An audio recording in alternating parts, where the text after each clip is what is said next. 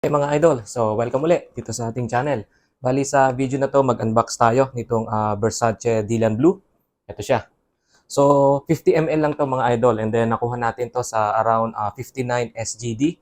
So medyo mahal siya kasi nga mas maganda sana kung makukuha natin is yung mga nasa medyo mataas ng ml, mga 100 ml or 200 ml. But dun sa pinuntahan nating outlet, yung available nila is 50 ml lang kaya no choice. Kaya kinuha natin to, itong si Versace Dylan Blue.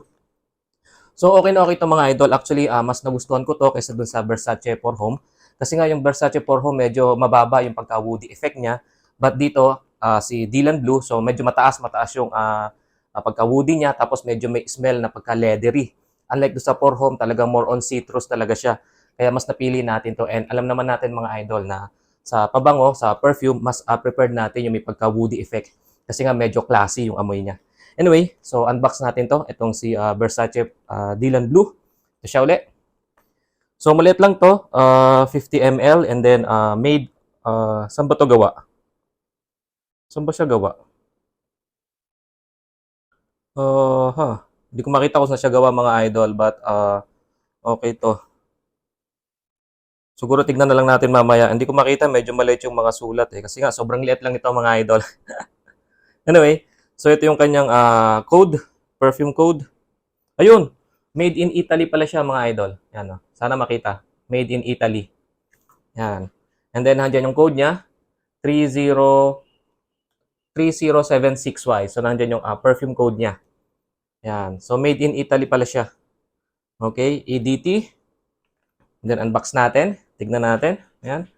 So, yeah. Siguro, tignan muna natin yung kanyang presentation ng kanyang box. So, simple lang. Totally box lang siya. And then, maganda naman. Classy yung dating. Napaka-classy. Yan o. Napaka-classy nung dating niya. So, Versace for Home, Dylan Blue. So, nalabas to nung year 2016.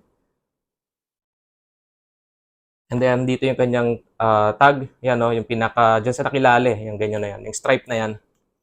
And then, ito, si Medusa. Kung makikita nyo mga idol yan, si Medusa. So, yun yung pinaka-logo ni Versace. Kung makikita nyo dito mga idol, yung kay Montblanc Explorer, yung kay Montblanc. So, yung kanyang logo, ito. Yan.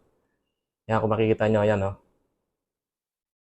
And then, dito nga kay Versace, ito si Medusa. So, dapat makikita natin itong si Medusa dito sa bote niya. So, anyway, unbox na natin. Tignan natin yung tsura ng kanyang bote.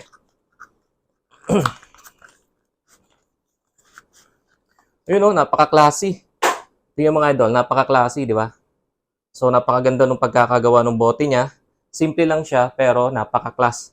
So, parang diamond cut. Kung makita nyo, may ganyan, no? So, diamond cut. And then, nahandito yung kanyang logo. Ito, si Medusa. Yan. Tapos, nahandito yung perfume code niya. So, makita nyo, 3076Y. So, parehas, di ba? 3076Y. Di ko alam kung makikita nyo. 3076Y. And then, nahandito ulit yung stripe. Yung sinasabi ko sa inyo, doon sa kahon na mayroon tayo nakita may stripe. Yan, sa cover niya may stripe din. And then, dito, sa may bandang takip niya dito, may nakasulat na Versace. So, sana makita. Yan. Tapos, ang sabi nila, makikita daw natin na original yung bote talaga. Makikita natin yan sa sa atomizer niya. So, dapat black yung pinakalabasan ng perfume. So, unbox natin. Tanggalin natin yung cover. So, maganda naman. Yan. Tapos dito, sa may bandang pindutan ng atomizer niya, meron ding Medusa. Yan, oh. Meron din siyang Medusa. Yan. Sana mag-focus yung camera natin. Yan. May Medusa din siya. And then, yung labasan ng perfume, so nung liquid natin is color black. Yan, oh. Kitang-kita, di ba? So, yan. Bali, ito yung bote ni Versace Dylan Blue. So, napakaganda, napaka-classy. And then, diamond cut. Napakaganda. And then, pinili natin to. Actually, nung nandun tayo sa outlet o sa bilihan ng mga perfume, mas pinili natin tong si Dylan Blue, Versace Dylan Blue, kumpara doon sa isa, doon sa Versace for Home. Kasi nga, yung Versace for Home, napakatapang nung citrus niya. And at the same time, yung pagka-woody effect niya is napakahina. And then, napansin ko yung longevity. Kasi nga, pumunta ako doon, spray ko dito sa aking kaliwa yung Versace for Home. And then sa kanan, yung Versace. Ito nga, itong si Dylan Blue. After 1 to 2 hours, yung kay Versace for Home, nawala na. Unlike dito, napakataas. Parang umabot ako ng 6 hours, amoy ko pa rin si Versace Dylan Blue. Kaya mas pinili natin to. And then sabi nga ng mga nakakarami, na kapag ginamit natin to, so iba yung dating natin, parang may naabot na tayo sa sarili natin. Parang napaka-professional kapag gamit natin itong si Versace Dylan Blue. And at the same time, alam naman natin, kagaya ng sinabi ko kanina, na mas gusto natin sa perfume, may pagka-woody, mas mataas yung pagka-woody effect niya, and then leathery, and then musky. And at the same time, yung top notes nito, medyo citrus siya. And then, masasuggest ko lang mga idol na huwag nyo gagamitin to kapag nasa close room kayo or close area. Kagaya ng kung nasa taxi kayo and then gagamitin nyo to or nasa loob kayo ng car. Napakalakas. Kasi unang open notes nito, napakalakas ng amoy niya, sasabog lahat ng molecules. Kaya napakatindi. Mas maganda i-spray natin to sa open area. Anyway, so ngayon tignan natin. Tignan natin atomizer niya. Ayun o, ganda ng atomizer niya. Napakasarap. And then, napakaganda ng amoy. Unang-unang amoy, napakalakas. Maamoy natin agad yung citrus niya, yung bergamot. Yan. And then, siguro tignan natin yung mga notes nito, mga idol. So, dahil hindi natin kabisado, babasahin natin dito sa internet. So, yun nga pala mga idol, bali itong si Versace Dylan Blue, bali gawa din to ni Alberto Morillas, na kung matatandaan nyo, yung perfumer na yan, yung chemist na yan, bali isa din yan sa mga gumawa ng perfume ni Acqua di Gio. So ngayon, bali itong si Versace, hinair din si Alberto Morillas para nga mag-formulate nitong kay Versace Dylan Blue para at least meron din silang pantapat kay Chanel de Blue. And then yung top note nito is bergamot, tapos may grapefruit and fig leaf. So kaya napakasarap ng amoy niya, may pagka-citrus din. And then yung middle note niya is meron siyang ambroxan.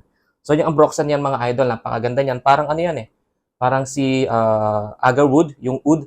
Kasi nga, kapag aamoy natin ng fresh, yung walang kahalo itong si agarwood or si oud, or tinatawagan nilang oud, or itong si ambroxan, kapag aamoy natin ng walang kahalong mga perfume na ibang amoy, so napakatapang ng amoy nila, hindi natin magugustuhan. But kapag hinaluan natin ng iba pang pabango, kagaya ng citrus, orange, or anything, mas lumalabas yung amoy nila mga idol.